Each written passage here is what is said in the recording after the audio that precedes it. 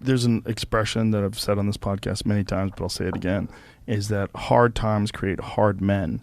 Hard men create soft times. Soft times create soft men. Soft men create hard times.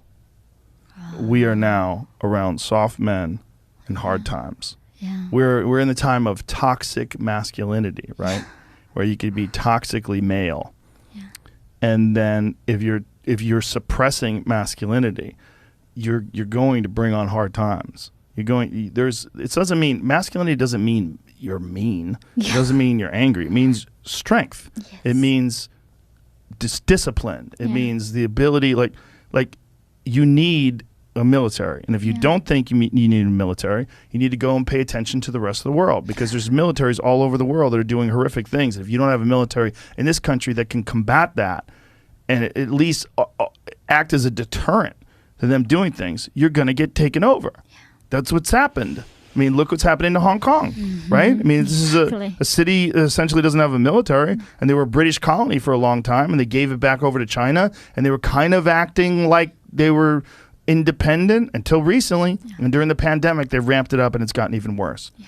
It's exactly what we talked about. Mm-hmm. You can't be weak. Yeah. And in this country, being weak is thought of as a virtue. Yeah. Jordan Peterson has a really interesting way of looking at this, and he said it to me once, and it made a lot of sense. He said, people think that you should be weak and you should be docile, and then you should be a pacifist. He goes, no, you should be a monster. He said, you should be a monster, you should be ruthlessly ambitious, and then learn how to control it. And it's that old expression, it's better to be a warrior in a garden than a gardener in a war. Wow.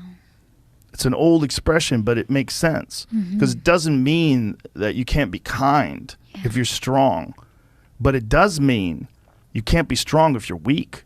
Yeah. If you're weak, you're fucked. And there's a lot of weak people in this country right now that are trying to take control.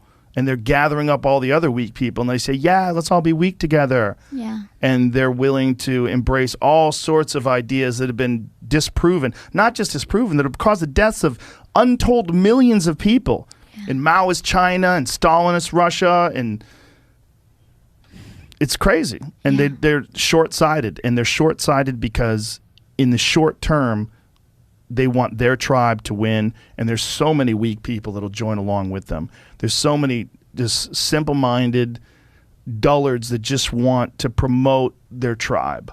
Yeah. I mean, they encourage you to be triggered. Yeah. They encourage you to be weak, right? When you go there, they try not to expose you to any reality.